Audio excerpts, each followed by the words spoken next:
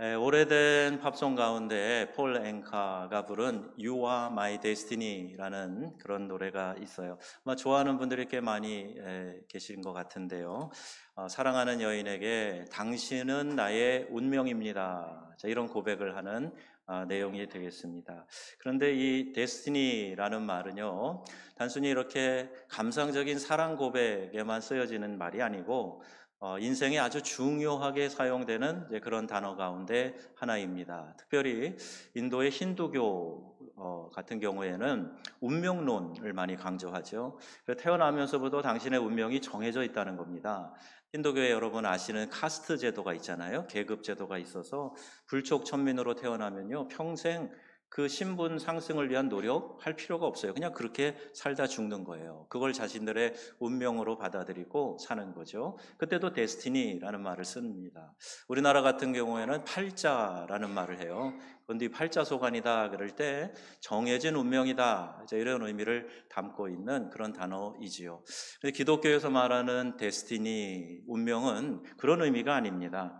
영어 사전에 보면은 데스티니에 대한 해석 가운데 하늘의 뜻이라는 그런 해석이 있어요. 엊그제 우리 청년 수련회에서 제가 설교할 때 하나님께 쓰임받는 그릇이 되자, 이런 주제로 말씀을 전했는데 그것을 위해서 우리가 어떻게 해야 되는가? 하나님이 우리 인생에 두신 우리 인생의 계획이 있다. 그것을 잘 깨닫고 하나님이 나에게 정해주신 그 인생의 계획, 그것을 잘 깨닫고 살아가는 것이 최선의 삶이다. 가장 행복한 삶이다. 그런 이야기를 골자로 이야기를 했어요. 우리 인생의 설계를 하나님이 가지고 계시다. 이런 건물도 설계 없이 못 짓잖아요. 마찬가지로 더 귀한 우리의 인생, 우리를 이 땅에 하나님이 툭 던져 놓으시고 아무 생각도 관심도 관여도 안 하시는 하나님이 아니시고, 우리를 이 땅에 보내셨을 때는 하나님이 우리 각자에게 두신 인생의 계획이 있다. 그걸 잘 깨닫고 살아가는 것, 그게 바로 인생의 데스티니를 발견하고 살아가는 삶이다. 그런 이야기입니다. 그런 인생이 제일 행복한 인생이에요. 여러분 깨닫고 계십니까? 하나님은 나를 왜 이 땅에 보내셨을까? 왜 하나님이 나를 우리 명성교회에 보내셨고 하나님이 나를 어떻게 살아가기를 원하고 이끌어 가시는가? 여러분 이것을 잘 깨닫고 살아가는 그런 복된 성도님들이 되시기를 주님의 이름으로 축원합니다. 기독교적인 신앙관을 가지고 볼 때 내 삶을 향한 하나님의 그 원하시는 뜻, 계획이 반드시 있기 때문에 우리 각자는 그것에 더 충실한 삶을 살아야 되지, 단지 세상에서 강조하는 어떤 삶의 그 방향들, 요구들, 그런 거에 따라서 흔들리며 쫓아가며 살아가서는 안 된다는 겁니다. 즉 거룩하고 아름다운 축복의 삶으로 인도하시는 하나님의 선하신 계획, 그게 뭔가를 발견해서 그 뜻을 따라 살아가는 것이 제일 행복하고 가장 만족스럽고 보람된 그런 승리의 삶을 살아가는 거다. 여러분, 하나님이 우리에 대한 생각이 예레미야 29장에 나와 있어요. 너희를 향한 나의 생각은 내가 안다. 너희들에게 재앙을 주려는 거 아니야. 벌 주려고 심판하려고 하는 게 아니야. 평안이고 장래에 대한 소망을 주려 하려 하는 것이다. 자, 이렇게 기록되어져 있어요. 그러니까 여러분 지금 좀 어렵게 산다고 해서 하나님이 나를 저주하시나 심판하시나 그렇게 생각하지 마시고요. 하나님은 궁극적으로 우리에게 소망을 주시는 분이십니다. 좋으신 우리 아버지세요.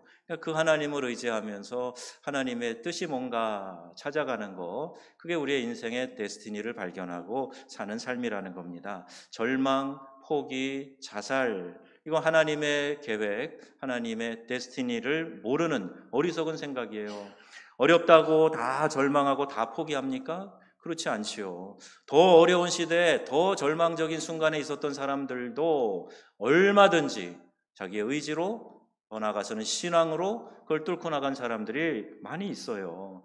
네, 여러분, 내가 그렇게 생각하고 그 절망과 위기의 순간에 포기하는 것을 스스로 받아들였기 때문에 그렇게 되는 거지, 상황이 어렵다고 다 무너지고 망하고 그러는 거 아닙니다. 우리 젊은이들이 이것을 좀 알았으면 좋겠어요. 3포 시대, 5포 시대, 7포 시대 이러면서 스스로 포기를 외치는 것은 나를 향하신 하나님의 계획, 내 삶의 데스티니, 이거를 알지 못하기 때문입니다. 어제 우리 말씀 전해주신 강사님이 이지선 양, 지금은 이제 한동대 교수하고 있는데요. 그분을 이제 초청해서 간증 들었을 때 이야기를 또 소개를 했어요. 여러분 많이 들으셨지만 이분이 꽃다운 나이에 이지선 양이 자동차 사고를 당해요. 성가대도 하고 참 그냥 아름답게 예쁘게 인생을 살아가던 그런 자매가 화상을 입고 그리고 막 온몸이 이렇게 아주 흉측하게 된 거예요. 자기의 그런 모습을요, 이 숟가락에 중한 자세에 숟가락이 비친 자기 얼굴을 보고 깜짝 놀랐다고요. 웬 괴물이 여기 있네. 그러면서 막 절망하고 그랬으나 그가 다시 신앙으로 회복을 하면서 어떤 이야기를 했냐면 나는 사고 당했다라고 말하지 않겠다. 사고를 만났다. 자, 이렇게 얘기를 하고 내 인생에 만난 이 사고를 잘 선용해서 우리 모든 고난은요, 여러분 사명과 연결되어 있습니다. 그러니까 나는 그 사명을 발견해서 그 사명대로 잘 살아가겠다. 아니 그렇게 생각을 바꾸니까요, 모든 삶이 이렇게 그를 돕고 이끌어가서 지금 이렇게 많은 사람 격려하고 이끌어가는 그런 지도자의 삶을 살고 있지 않습니까? 한 사람을 좀 소개하려고 합니다. 고성준 목사님인데요. 2021년 다니엘 기도회 강사로 나오셨어요. 저는 이분을 개인적으로 그 전에 미리 만나본 일이 있는데요. 한 번은 이제 파리에서 목회하면서 우리 교회가 선교 요나 학교를 했는데 그때 강사로 오셔서 함께 이제 식사도 하고 본인 사생활 얘기를 좀 많이 듣기도 했습니다. 또 한국에 들어왔을 때는 일산에서 청년 집회할 때 그때 만나서 또 교제를 나눴던 기억이 있는데요. 참 지금도 기억이 잊혀지지 않는 그런 좋은 간증들이 참 많아요. 그럼 이 책을 보시면 또는 이 강연을 들으시면 말씀 들으시면 나오는데요. 아버지가 서울대학교 수학과 교수님이세요. 그러니까 원래부터 타고나기를 이 수학적인 재능이 좀 뛰어난 그런 집에 태어난 거죠. 어머니는 약사신데 어렸을 때부터 늘 이 사람은 그냥 수석이었어요. 뭐 하면 1등, 공부를 참 잘하고. 그래서 서울대 수학과에 입학한 다음에 그다음에 이제 그 국비 유학생으로 버클리 대학에 가서 수학 박사를 받습니다. 어렵게 박사를 받았어요. 그런데 박사 받자마자 뭘 했냐면 미국에서 원래 신앙이 있었지만 이제 그냥 확 뜨거워진 거죠. 그러면서 어느 교회에 가가지고 이렇게 말씀 이렇게 전하는 그런 일을 시작하고 나중에 신학을 하고 그리고 목사가 된 겁니다. 그 참 우리가 볼 때 야, 좀 특별하다 하는 생각을 좀 하게 되는데요. 그는 우리의 인생의 성공과 실패에 대해서 이렇게 얘기합니다. 하얀 캔버스 위에 누가 더 화려한 그림을 그리느냐, 그게 인생의 성공이 아니라는 거예요. 그리고 그게 아니고 반면에 누가 창조주가 디자인한 설계도에 더 가까운 인생을 살았느냐. 자, 여기에 따라서 우리의 인생의 성공과 실패 여부가 결정이 된다는 겁니다. 우리는 그냥 세상의 기준에 따라서 하얀 캔버스 위에 더 멋지게 화려하게 그림을 그리면 그게 잘 산 인생, 성공한 인생이라고 착각하기 쉬운데 우리도 세상에 발을 딛고 살잖아요. 그런데 사실은 우리 믿는 사람들의 진정한 성공은 누가 하나님의 계획대로 잘 살았느냐, 더 흡사하게 살았느냐, 여기에 성공 여부가 달려 있다는 거예요. 우리는 인생을 남들 앞에 더 뽐내는 인생을 만들고 싶어 합니다.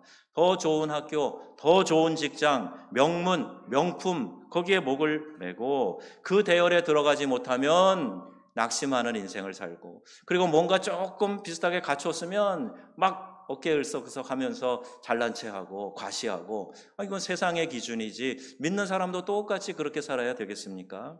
과연 그런 것이 우리 그리스도인의 성공한 인생이라면 여러분, 심지어 우리가 하나님을 이용할 수도 있어요.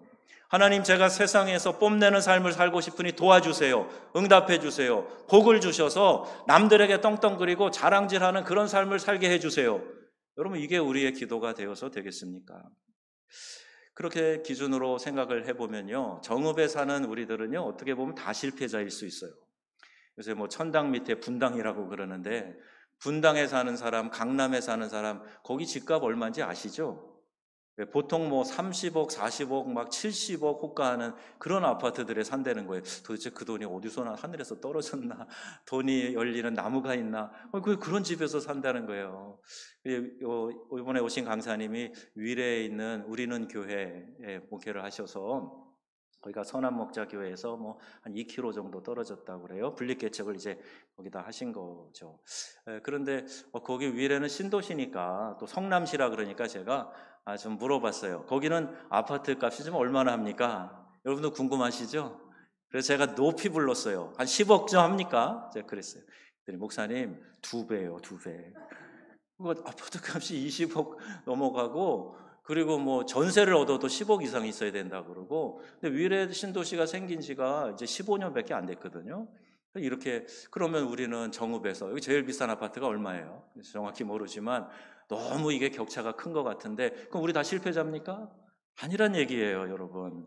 내 삶에 대한 평가가 하나님 앞에서, 이런 코람데오 좋아하시잖아요. 하나님 앞에서가 아니라 다른 사람과 비교해 있는, 그래서 남과 비교하여 덜 가졌다고 느낄 때, 폼이 안 난다고 생각될 때 그토록 우울하고 힘이 안 나고 용기 내어 나서지 못하는 그런 인생 아닙니까?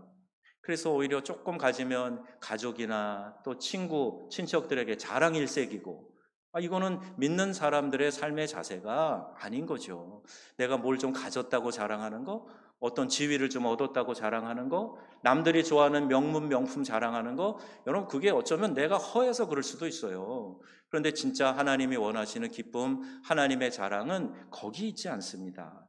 자, 이 고백을 한번 들어보세요. 구성준 목사님이 자기의 삶을 책으로 낸 게 이제 데스티니라고 하는 그런 책입니다. 이 책의 앞에 그 프롤로그에서 이렇게 기록하고 있어요. 학자로서의 커리어를 접고 목회를 선택했을 때 내 인생은 규격에서 벗어나기 시작했다. 세상의 규격이죠. 세상의 예측에서 벗어난 길이었으니까 말이다. 사람들이 왜 목사가 되셨어요? 심지어 어쩌다가 목사가 되셨어요? 이렇게 말을 했다고 합니다. 그런데 그는 이렇게 대답을 했어요. 지금 나는 그 어느 때보다도 행복하다. 돈이 많아서 행복한 것도, 사람들의 인정이나 명예를 얻어서 행복한 것도 아니다. 그런데 행복하다. 그럼 이렇게 책에 기술하고 있습니다. 괜히 뭐 책 잘 나가라고 행복하지도 않은데 행복하다고 했겠습니까? 아니요. 이 안에서 솟아나는 진정한 행복이 있어요. 그가 그렇게 엘리트 의식을 갖고 살아왔지만 거기서 얻어보지 못한 행복이 지금 내 삶에 있기 때문에 나 행복하다. 하나님의 뜻을 발견하고 살아가는 내 삶, 더없이 부러울 거 없이 행복하다. 이 고백을 하는 겁니다. 어제 강사님 한윤호 목사님이신데 저랑 이제 이렇게 같은 또래더라고요. 그런데 이제 그 장로님 아들인데 인하대학교의 전자공학과를 졸업을 했어요.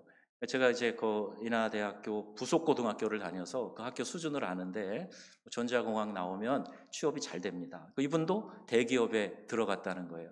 아내랑 얘기하면서 나 이렇게 주님을 다시 만나서 선교사로 가려고 그러는데 가겠느냐. 학교 1년 후배인 아내가 오케이. 그래서 다 접고 지금 튀르키예로 선교사로 떠난 거예요. 그런 인생을 살았습니다.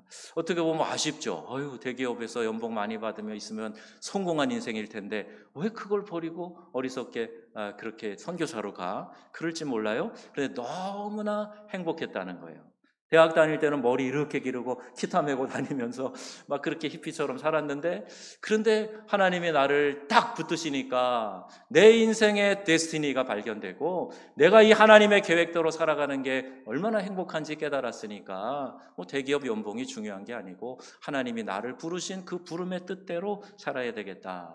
이런 선택을 하게 되었다는 겁니다. 여러분, 우리를 행복으로 하나님은 이끄시기 위해서 초대하고 계세요. 그런데 여러분, 선택에는 항상 도전이 있고 두려움이 있습니다.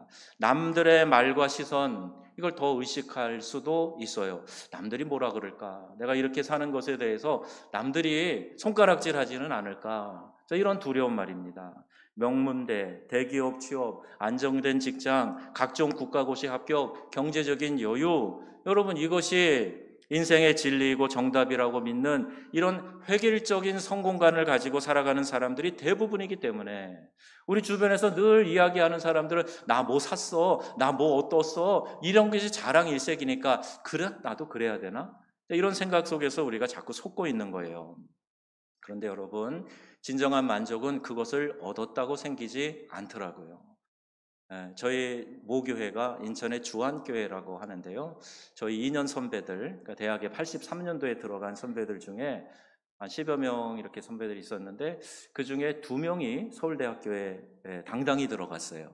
근데 남자는 서울대 법대를 들어갔고 여자 누님은 서울대 이제 이공계열에 입학을 했어요. 근데 그 여자분은 그 교회에서 저랑 같이 자랐기 때문에 잘 알아요. 똑똑하고요, 키도 크고 얼굴도 예뻐요. 그런데 자기가 서울대학교에 들어가서 보니까 내 주변에 너무 똑똑한 사람들이 많더라는 거예요. 자기도 늘 1등 1색이었지만은 내 주변에 똑똑한 사람이 너무 많아서 열등감 가진 사람들이 그렇게 많더래요. 자기도 지금 열등감이 느껴지더라는 거예요. 여러분, 최고의 학교라는데 좋은 학과에 들어갔는데 열등감 가진 사람이 그렇게 많다. 그 이유가 뭐예요? 그렇게 생각해 보면 인류의 지금 우리 80억의 인구 가운데 열등감 없을 사람은 딱 한 명밖에 없을 겁니다. 최고인 사람. 그 외의 모든 사람들은요, 다 상대적 열등감에 빠질 수밖에 없어요. 진정한 행복은 거기에 있지 않습니다. 세상의 규격과 잣대에 맞춰서 살아가는 거, 그게 행복합니까? 명분에 나오고 좋은 직장 다니면 많이 가지면 그게 꼭 행복한 삶입니까? 아니, 설사 그것에 삶의 편의를 좀 제공을 받는다고 하더라도 그것이 삶의 목표가 되어야 되겠냐 말이에요. 18평에 살다가 그 다음에 24평, 33평, 45평, 55평 늘려가는 게 인생의 목표냐 말이죠. 그러면 아마 비문에 그렇게 써야 될 걸까요? 아파트 늘리다 간 사람. 이러다 이렇게 써야 되지 않을까요? 화장실 없다가 밖에 있다가 3개 만들고 간 사람. 이렇게 써야 되지 않을까요? 그게 삶의 목표가 될 수 없다는 거죠. 만약 그런 가치로 본다면요, 우리 성경에 나오는 사도 바울은 실패자 중에 실패자입니다. 혈통적으로 인정받는 집안에서 태어났어요. 가말리엘이라고 하는 당시 최고의 스승 밑에서 엘리트 교육을 받았어요. 학문에 통달한 사람이었습니다. 종교적으로는 어땠나요? 유대인 중에서도 베냐민 지파 사람들이 자긍심이 강한데 베냐민 지파, 난지 8일 만에 전통대로 할례도 받고 율법으로는 내가 이렇게 철저한 사람이다. 그리고 히브리어를, 고급 히브리어를 구사했어요. 바울이 히브리어로 막 말하고 설교하는 걸 보고 사람들이 깜짝 놀랐습니다. 그 당시 유대인들은요, 히브리어를 그렇게 못했습니다. 그리고 아람어를 사용했거든요. 그게 시장 언어고요. 그리고 코인의 헬라어를 썼어요.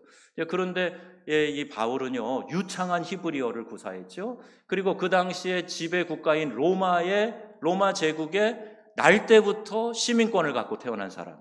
그러니까 혈통적으로나 종교적으로나 지적으로나 엘리트 중에 엘리트가 사도 바울이에요. 다 가졌어요. 금수저예요. 그런데 그가 예수님을 만나고 복음의 의미를 깨닫고 이방인의 사도로 부르심을 받은 자기의 인생의 데스티니 발견하고요. 그 모든 자기의 배경, 자랑할 만한 그 모든 것들, 이런 것들은 뒤도 돌아보지 않는 배설물처럼 여기겠다. 자, 이렇게 표현을 하고 있습니다. 그리고 자기는 그 목적에 사로잡혀서 살아가는데 사도행전 20장 24절 말씀 같이 읽어보시죠. 내가 달려갈 길과 주 예수께 받은 사명 곧 하나님의 은혜의 복음을 증언하는 일을 마치려 하면은 나의 생명조차 조금도 귀한 것으로 여기지 아니하노라. 아멘. 그거 다 버렸을 뿐만이 아니라 나에게 주신 하나님의 사명, 이걸 감당해 나가기 위해서, 즉 이 은혜의 복음을 증거하는 이 일을 마치기 위해서는 내 생명조차도 귀한 것으로 여기지 않겠다. 생명보다 귀한 게 어디 있어요? 그런데 바울은 생명조차도 이 사명과 내 인생의 데스티니와 비교해 보면 생명조차도 나는 귀하게 여기지 않겠다. 이렇게 철저한 의식에 사로잡혀서 그는 고생은 했지만 행복하고 보람된 인생을 살았다는 겁니다. 여러분, 그렇다고 은혜 받으면 다 목회자 되고 선교사 되고 그러라는 거 아닙니다. 각각 자신을 향한 하나님의 계획 발견하면 자신이 행하는 그 일로 인해서 만족과 감사와 기쁨과 행복이 넘치는 그런 삶을 살 수 있게 된다. 그 말씀이에요. 여러분, 인생의 데스티니를 꼭 발견하시기 바랍니다. 그래서 우리 자녀들 여러분 그냥 방관하지 마세요. 아까 제가 우리 교회 한 50여 명 청년들이 있다 그랬잖아요. 근데 그 사람들이 흩어져 있어서 부득이 못 나오면 어쩔 수 없지만 내 품에 같이 데리고 있는데 예배도 안 가고 신앙생활 안 하고 그래도 여러분 그냥 방관하고 있으면 그 아이에게 중요한 것을 놓치게 하는 겁니다. 그 젊을 때 데스티니를 발견하고 그 길로 달려가게 하면 멋진 인생을 살아가게 될 텐데 세상의 가치랑 똑같이 공부 열심히 해서 좋은 데 가고 좋은 직장 얻고 잘 먹고 잘 살아라. 이게 인생의 목표가 될 수 없다고 지금 말씀드리는 거예요. 우리의 인생은요 매우 건조하고 목마른 인생을 삽니다. 성경은 하나님을 떠난 인생, 하나님이 주시는 이 데스티니에서 멀어진 인생, 무엇을 해도 다 목마른 그런 삶을 살게 된다고 말씀하고 있어요. 너는 왜 양식 아닌 것을 위하여 은을 달아주며 배부르지 못하게 할 것을 위하여 수고하느냐. 그럼 우리의 인생에 이런 헛된 생각에 전곡을 찌르는 말 아닙니까? 우리가 그런 인생을 살고 있어요. 배부르지도 못하게 할 거, 양식이 아닌 거, 참된 양식이 아닌 그걸 위해서 수고하며 땀 흘리며 모든 가치를 거기다 쏟아붓고 살아가는데 어리석다는 거죠. 이는 우리의 행복과 허물을 결정하는 요소가 하나님의 계획대로 사느냐, 내 계획대로 사느냐, 여기에 달려 있다는 겁니다. 데스티니를 알지 못하는 사람은 인생이 공허합니다. 무엇을 해도 허전하고요, 성취해도요, 부족함과 갈증이 느껴지고 돈을 많이 벌어도 이게 다가 아닌데 이런 생각을 하게 되는 거예요. 재벌이 돼가지고 왜 자살하죠? 재벌이 됐으면 야 세상 부러울 거 없을 텐데 돈의 힘과 위력이 대단하다. 그럼 그건 참척동자도 알잖아요. 그런데 왜 인생을 스스로 포기합니까? 만족이 없는 거예요. 나는 이것만 이루면 평생 소원이 없을 텐데 진짜 없을까요? 그거 이룬 사람들 보면 얼마 안 가서 또 다른 목표 정해놓고 그걸 위해서 또 그냥 죽기 살기로 살아가는 그게 우리의 인생의 진짜 모습이죠. 얼마 전만 해도요 나라가 다 가난한 시절에는 먹다 죽어도 나 실컷 먹어봤으면 좋겠다. 네. 잘 먹고 죽은 귀신 때깔도 좋다. 이런 말도 할 정도로 그랬는데 지금은 어떻습니까? 건강 장수를 위해서 오히려 먹는 걸 가려요. 많이 안 먹으려고 그래요. 까다롭게 골라 먹어요. 시대가 달라졌어요. 네. 배만 부르면 되던 시절도 있었는데 지금은 그렇지 않단 말입니다. 돈벼락이나 한번 맞았으면 여한이 없겠다. 그런데 돈벼락 맞은 사람 한번 소개할게요. 빌 게이츠 아니고요. 그보다 더 부자였고 유명했던 사람이 누구냐 하면 솔로몬이에요. 그 솔로몬이 모든 부귀영화를 다 누렸다 그랬어요. 부귀영화를 다 누리고 지혜로웠던 그 솔로몬이 전도서는 인생 노년에 쓴 건데 전도서에 뭐라 그래요? 헛되고 헛되니 모든 것이 헛되도다. 다 이루어보고 다 얻어본 사람이 하는 말이 바로 헛되다는 거예요. 솔로몬이 잠언 썼어요. 지혜에서. 그 지혜서를 쓴 잠언이 인생의 말미에 하는 이야기는 그런 거 다 얻어봐야 헛되고 헛된 뿐이다. 바람 잡는 것 같다. 하나님을 떠난 인생 아무것도 아니다 하는 것을 우리에게 알려주고 있는 겁니다. 가난한 아프리카 사람과 사회보장으로 풍요로운 나라, 유럽의 몇몇 나라, 예를 들면 북유럽도 그렇고 또 프랑스와 스위스 같은 나라를 비교해 보면요, 북유럽에 있는 나라들 중에서 이제 북유럽 위에 쪽의 나라는 잘 살지만 그래도 이 개신교 배경이 좀 강해요. 루터교가 많고요. 근데 프랑스나 또 이런 나라들, 스위스나 이런 나라들 보면 자살률이 전 세계 2위에서 5위를 차지합니다. 우리나라가 1963년에 1인당 국민소득이 100불에 다다랐어요. 100불. 예, 14만 원 정도. 1977년 수출 100억 달러를 기록했다고 기념 우표가 나왔습니다. 제가 수집을 해놨어요. 2024년 작년에 1인당 국민 총생산이 GDI가 얼마인지 아십니까? 36,745달러가 됐어요. 여러분 이것은요 잘 사는다고 하는 나라 중에 6번째입니다. 미국, 독일, 영국, 프랑스, 이탈리아, 그 다음이 대한민국. 나라도 반토막 나 있는 대한민국이 6번째인데 일본과 대만을 이 소득에서 앞섰어요. 그럼 우리가 이렇게 경제적으로 크게 성장했는데 잘 사는 나라들의 경제적인 연합 OECD에서 우리나라가 자살률이 계속 1위를 차지하고 있습니다. 그럼 이게 무슨 현상입니까 도대체? 경제적으로 이렇게 잘 살게 됐으면 사람들이 더 행복해야 되잖아요. 그런데 스스로 삶을 포기하는 사람들이 그 잘 살다는 나라들 중에서도 1등이에요. 대한민국 1등. 그리고 또 수년째 지금 이 자리를 지키고 있어요. 하나님의 계획, 데스티니를 발견하고 살아가는 사람, 그런 사람은요, 만족과 기쁨으로 살지만 그렇지 못하면 계속 인생은 목마른 인생이라는 얘기입니다. 진정 자녀의 행복을 원하십니까? 내 자녀의 인생을 향한 하나님의 뜻이 발견될 수 있도록 여러분 도와주시기를 바랍니다. 제가 우리 수련회도 하면서 우리 청년들도 좀 오게 하고 또 이럴 때 또 도전도 하고 하면 좋겠다 그랬는데 이게 단기간에 잘 안 이루어지는 것 같아요. 여러분들이 가정에서 많이 권면하시고 이끌으셔야 돼요. 크신 하나님의 계획에 네가 이렇게 딱 연동되면 좋겠다. 그걸 발견하고 그 목적으로 살아가면 너무나 행복하겠다. 그걸 알려주셔야죠. 하나님은 저와 여러분을 향한 놀라운 계획을 가지고 계십니다. 요한복음 10장 10절 말씀 잘 아시죠? 우리 함께 암송해 보겠습니다. 내가 온 것은 양으로 생명을 얻고 더 풍성히 얻게 하려 함이라. 아멘. 우리 예수님께서 이 땅에 성육신하여 오신 이유는 우리에게 생명, 구원을 주실 뿐만이 아니라 더 풍성한 삶을 주시기 위해서 이 땅에 오셨다는 거예요.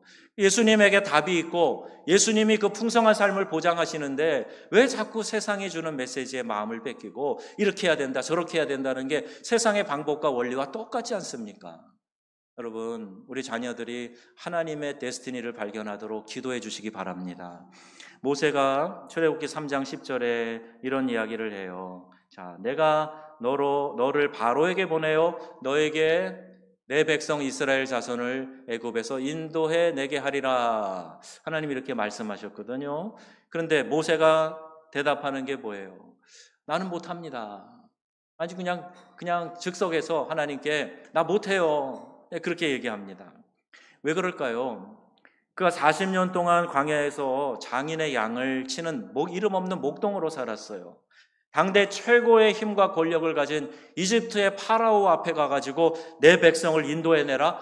말도 안 되죠. 그분을 아련할 수도 없는 신분인데 어떻게 가서 그런 일을 합니까? 아이고 하나님 그 명령 나 못해요. 못해. 그렇게 이야기를 얘기하는 거예요.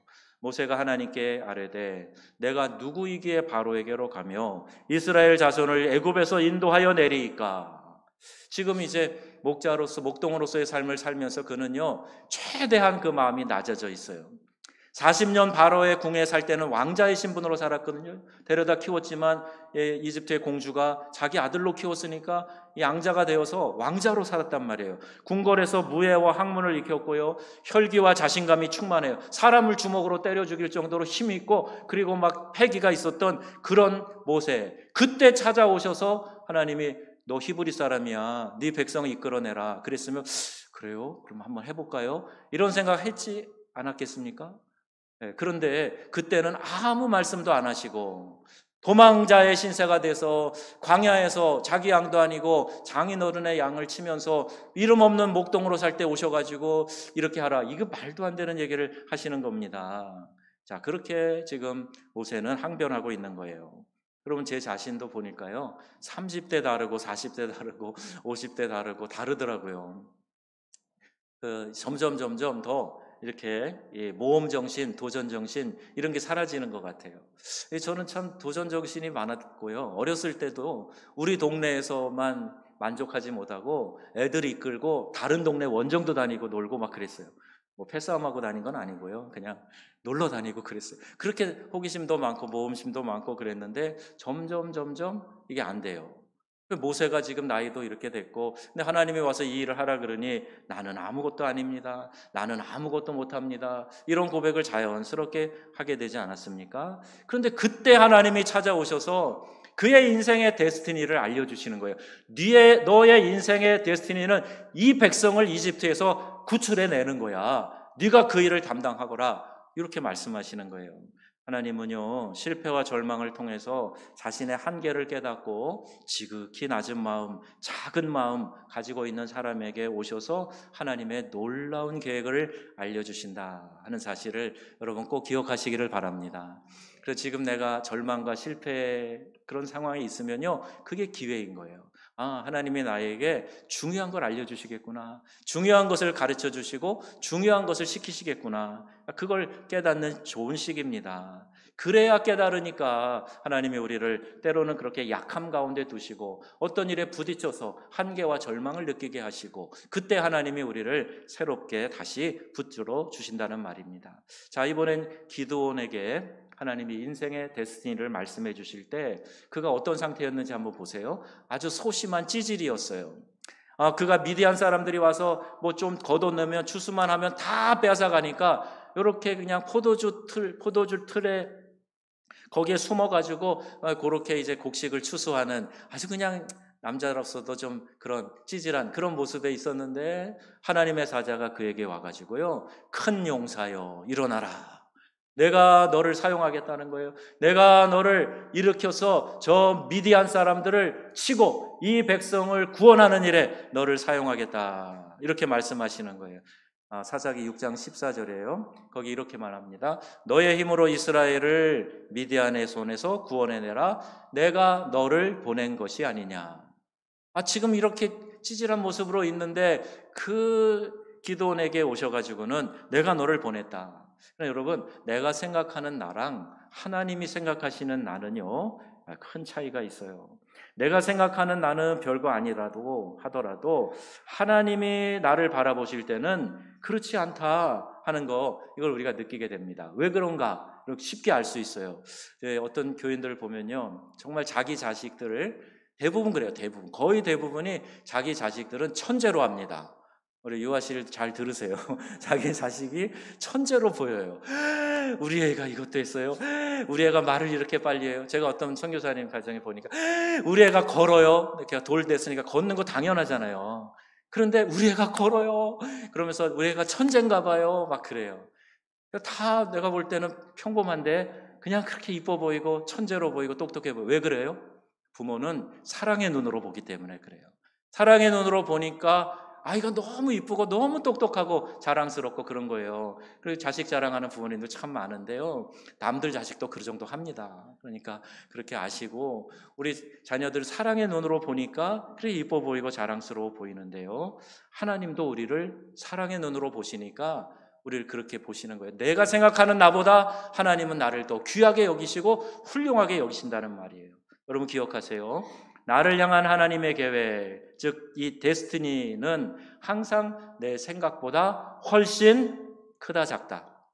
크다는 거예요. 하나님은 크게 보시는 겁니다. 이는 하나님이 우리를 향한 사랑이 크시기 때문이다. 내 아이는 특별한 인생을 살아가기를 원하는 그 부모의 마음을 보면 하나님 아버지의 마음이 어떤가 하는 것을 우리가 깨닫게 되는 거죠. 하나님은 우리 자녀된 우리가 잘 되기를 원하십니다. 평안하기를 원하십니다. 아멘 안 하시면 별 소용이 없을 겁니다. 평안하기를 원하십니다. 아멘이시죠? 진짜 하나님이 그걸 원하세요. 우리가 하나님의 자녀이기 때문이에요.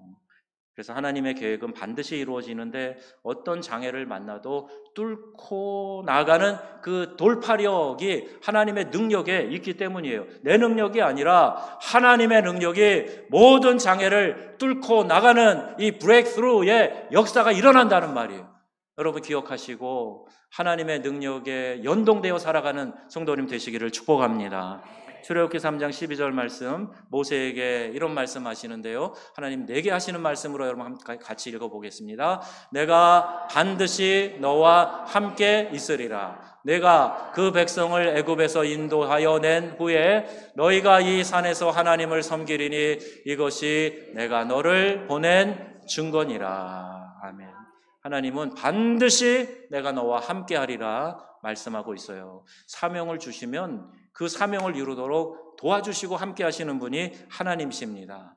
여러분 사명 저버리면 그럼 하나님의 동행이 없어요. 내 힘으로 아동바동 살다가 말아요. 그래서 땅 끝까지 보라, 내가 세상 끝날까지 너희와 항상 함께 있으리라. 그럼 이 말씀이 어디에 나와요? 우리가 예루살렘, 유다, 사마리아 땅 끝까지 이르러 내 증인이 되리라 하시고 그 다음에 나오는 말이에요. 사명 감당하기 위해서, 이 일을 감당하기 위해서 힘쓸 때 하나님이 내가 너와 함께 하리라 말씀하고 계시는 겁니다. 기드온에게 여호와께서 이르시되 내가 반드시 너와 함께 하리니 내가 미디안 사람 치기를 한 사람 치듯 하리라. 수천의 미디안의 군대가 올라오는데 이 기드온이 일어나서 그들과 싸우는데요, 한 사람 쓰러뜨리듯이 쉽게 이기게 해주겠다 말씀하시는 거예요.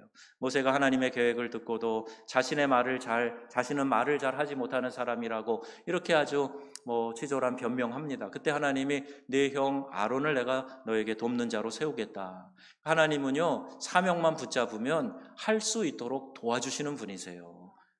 내가 자꾸 수단 내고 방법 내고 하지 않아도 하나님이 하게 하시는 분입니다. 이 고성준 목사님이 공부는 잘했는가 몰라도 자기는 목사가 될 수 있다는 생각은 꿈에도 못했대요. 교회 가면 목사님 설교를 하는데 자기는 심한 말더듬이가 돼갖고 어더더더더 하다가 한마디 하고 막 이러니까 내가 어떻게 설교를 해. 설교자가 그렇게 한다고 생각해 보세요. 좀 답답하고 좀 어려울 거 아니에요. 그러니까 나는 설교 안 할 수 있는 사람은 아니다, 이런 생각을 했대요. 근데 하나님이 자기에게 인생의 데스티니를 주시고 그 일을 감당하게 하시고, 그리고 목사님이 오늘 설교하세요 그래갖고 설교를 딱 맡겼는데요, 놀라운 일이 일어났어요. 37년 동안 하나님 이 말더듬을 고쳐주세요 기도했는데 응답이 없었거든요. 그런데 설교 단상에서는 그 첫 설교에서 말더듬이 싹 사라졌다는 거예요. 그때부터는 말더듬이가 아예 없어지고요, 아주 이렇게 설교를 자연스럽게, 지금은요 설교자로 아주 유명한 분이 되셨어요. 여러분, 때로는 좋은 은사와 강점을 통해서도 하나님이 일하시지만요, 때로는 우리의 약점을 통해서도 하나님이 일하실 수 있다는 사실 꼭 기억하시기 바랍니다. 그래서 고린도전서 1장 27절 29절은 아예 이렇게 말씀하세요. 시작. 그러나 하나님께서 세상에 미련한 것들을 택하사 지혜 있는 자들을 부끄럽게 하려 하시고 세상에 약한 것들을 택하사 강한 것들을 부끄럽게 하려 하시며. 아멘. 여러분, 강해지게 해달라고 하지 마세요. 똑똑해지게, 그리고 부자 되게, 힘 있는 사람 되게 해주세요. 그런 기도가 필요한 게 아니라 하나님이 나의 힘이 되어 주세요. 하나님이 나의 지혜가 되어 주세요. 하나님이 나의 능력이 되어 주시기를 원합니다. 이런 기도를 하셔야 돼요. 내가 잘나서 힘이 있어서 했다 그러면 꼭 교만해서 넘어집니다. 그러나 하나님이 나의 능력이 되어서 이 일이 이루어졌다고 생각하면 절대 그럴 일이 없겠죠. 성경의 인물들은 능력이 많았던 사람들이 아닙니다. 그들은 기도하는 사람들이었어요. 내가 하나님의 능력을 덧입는 길은 유일한 방법이 하나뿐인데 하나님의 능력을 얻기 위하여 겸손히 기도하는 겁니다. 기도하지 않는 건 교만한 거예요. 내 능력으로 하겠다는 자신감 때문에 기도하지 않는 겁니다.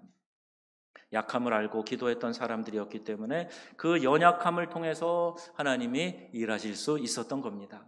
이처럼 우리가요, 하나님의 계획에 순종하며 살아가게 될 때 하나님의 은총을 경험한다는 사실 여러분 우리가 알아야 되고, 이 데스티니는 돌파의 능력이 있다. 사명만 붙잡으면 그 어떤 것도 뚫고 나가는 힘이 있다. 그래서 어려운 문제, 장애물, 벽도 뚫고 나가서 반드시 하나님의 역사가 이루어진다는 사실 여러분 꼭 믿으시기를 바랍니다. 여러분, 우리의 인생을 성공하는 그 인생으로 이끌지 못하는 진짜 장벽이 뭔지 아세요?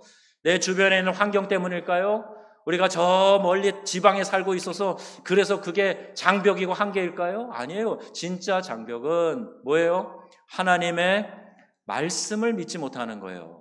그 말씀을 진짜 신뢰하지 않기 때문에 능력이 나타나지 않고 장벽이 무너지지 않는 겁니다. 순종함으로 한 발을 내디딜 때 요단 강물이 딱 멈추고 맨 땅처럼 건널 수 있게 된 거예요. 믿음의 발을 한 발짝만 뛰면 하나님이 그 다음에는 역사하시는데, 그 물속으로 들어가라 했을 때 두려워서 물이 넘실거려서 못 들어가면 그건 끝나는 일이죠. 물을 떠다가 갖다가 부어줘라 그랬는데 아이고 그러다가 우리 뺨 맞아요. 돌 항아리에 있는 내가 물을 붓는데 어떻게 물을 갖다 줘요? 그랬으면 포도주로 바뀌는 역사는 일어나지 않았던 거죠. 순종하니까 일어난 거예요. 어린아이의 손을 붙잡고 이 개울을 건너게 하기 위해서 아빠가 뛰어 그러는데 엉덩이 뒤로 내밀고 막 자빠지고 그러고 있으면 못 옮깁니다. 그런데 잠깐이라도 뛰는 신용이라도 해서 조금 점프를 하면 아빠가 번쩍 들어서 이 옆으로 이렇게 옮겨 놓는 거잖아요. 이게 믿음이라고 제가 여러 번 설명을 드렸어요. 왜 주저앉아 있습니까? 왜 뛰라고 할 때도 그냥 버티고 무디게 그러고 있어요? 하나님은 우리에게 기회를 주시기 위해서 때로는 고난의 풀무를 통과하게 하시는데 우리가 그때 해야 될 일은 기도하며 믿음으로 반응하는 일이에요. 저와 여러분이 우리 명성교회가 그런 믿음의 사람들이 다 되기를 원하고 바라고 축복합니다. 그 문제를 뛰어넘을 능력이 내게 없어도 괜찮아요. 그저 주님 손 붙잡고 그 명령에 순종해서 조금이라도 전부만 하면 되는 거죠. 하박국 3장 19절 말씀이에요. 시작.